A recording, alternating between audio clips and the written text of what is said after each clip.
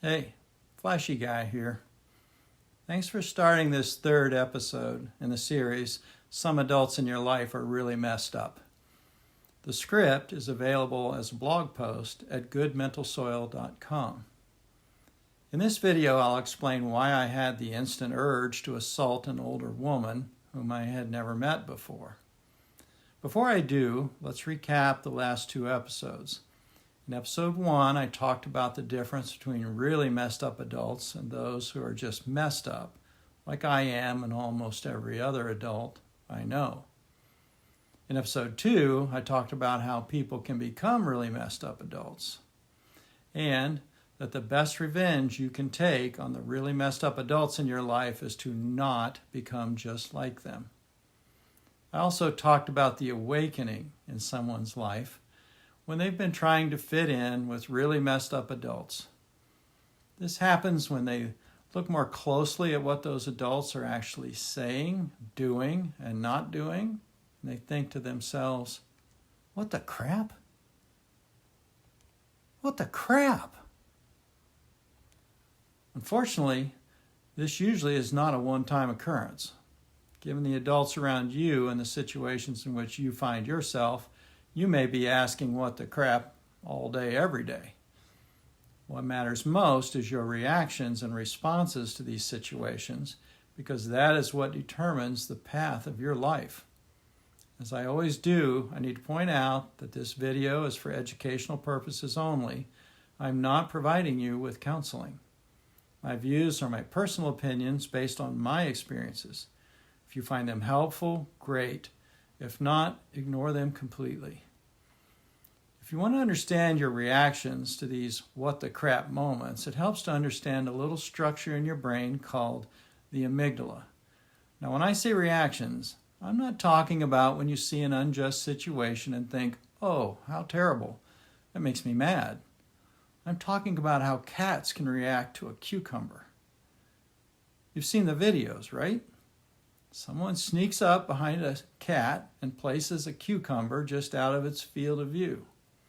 The totally unsuspecting cat eventually turns around, sees it, and instantly jumps into the air, scrambling for its life.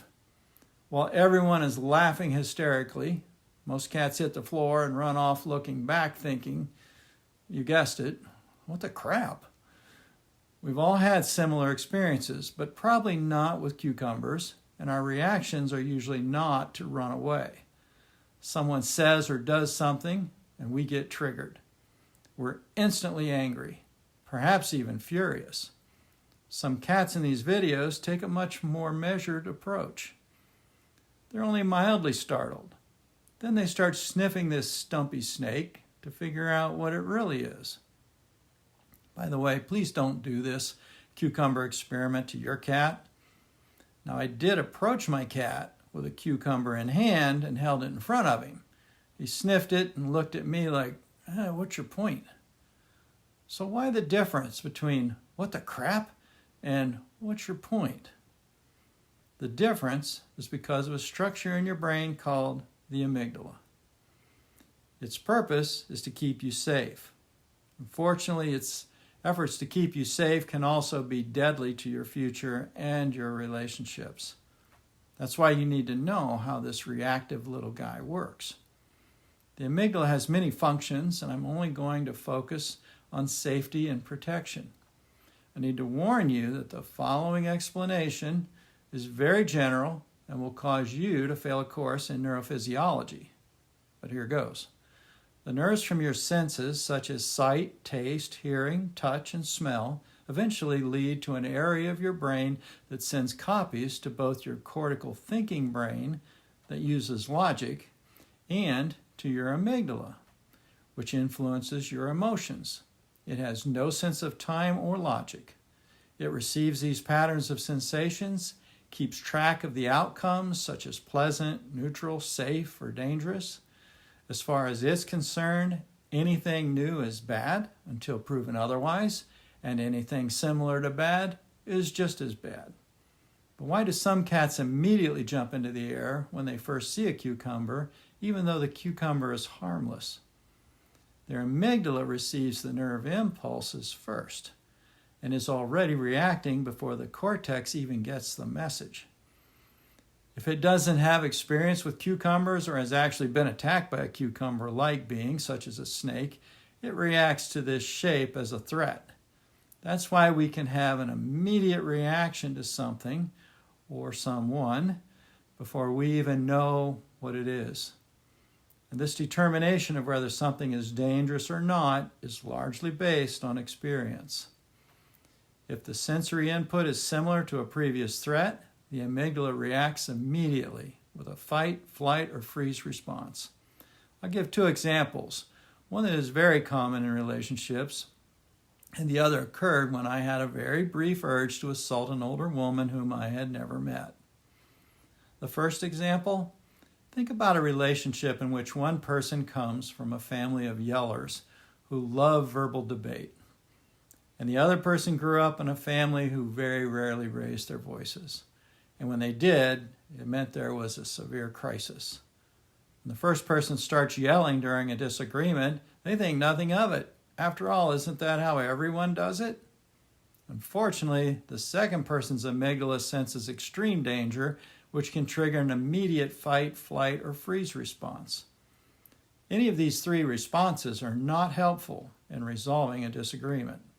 This means that the immediate reactions of your amygdala can have an upside or a downside. On the upside, its immediate reaction to real danger can save your life. On the downside, its immediate reaction during a disagreement can ruin a relationship. Side note, conflicts in a relationship are mandatory, arguments are optional. Now, for my cucumber reaction to that woman whom I had never met before. It happened about 10 years ago, before I even knew I had an amygdala. I was sitting in an auditorium on the aisle seat.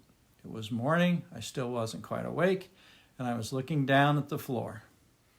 I noticed footsteps approaching up the aisle, and I slowly looked up. I instantly had the urge to attack.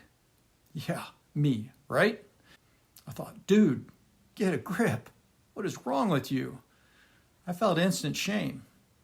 That's when it hit me. This woman was the spitting image of my second grade teacher, who from my perspective saw it as her purpose to crush every bit of creativity out of me that she could find. In her defense, many of my classmates had a different experience. So, when I thought I had never seen this woman before, I was wrong.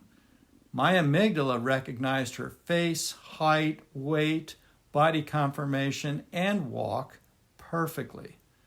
And according to its experience with my second grade teacher, this approaching figure was far more dangerous than a cucumber. The good news is that the amygdala can learn through new experiences, and mine did. For a couple of weeks, I beat myself up and felt ashamed for being so ridiculous. How petty could I possibly be for not getting over something that happened in second grade? Not to mention, I'm supposed to love others, not attack them. I tried to think my way through it, but even with all of my reasoning, nothing changed. Remember, this all happened before I knew I had an amygdala. So what did I do? I knew I had to do something, so I started looking for her each week until I didn't feel the same impulse. Even so, just seeing her still made me feel uncomfortable. Eventually, one morning at the coffee bar, I tentatively walked up to the side of her and had the courage to say, "Good morning." She turned towards me, looked directly into my eyes, which wasn't especially comforting. Then she gave me the warmest, most beautiful smile and said, "Well, good morning to you." That's when my amygdala was finally convinced. It's not her. I'm fine with her now, and she has no clue about my struggle. What I had inadvertently done was to retrain my amygdala through positive experiences, which therapists have been doing for decades in various forms of therapy. It's only relatively recently, however, that the role of the amygdala in this process is more fully understood. In retrospect, I didn't have a character flaw, and the shame I felt was inappropriate. What I had was a very protective amygdala that helped me survive a school year of trauma, and it had no intentions of ever letting me go through that again.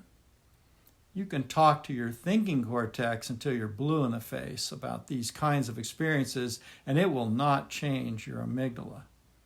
Your amygdala changes through experience. So the main points of this video are: your amygdala is designed to keep you safe. It matches sensory input to outcomes, favorable or unfavorable. It has no sense of time or logic. It can save your life or ruin a relationship. And it learns through experience. We'll talk more about the amygdala and how it partners with the cortical thinking part of your brain in future videos. Here's a hint. Since the amygdala might not pick up on some dangers, it watches the cortex for thoughts that a danger exists. If so, it's ready to react. Unfortunately, if the cortex is making up dangers that don't exist in the moment, also known as worrying, the amygdala stays on a heightened state of alert because it has no way of knowing for sure. In the next episode, I'll talk more about this amygdala-cortical brain partnership. Thanks for watching. And remember, when crap is thrown at you, work with your amygdala and your cortex to respond, not react. I'll close as I always do.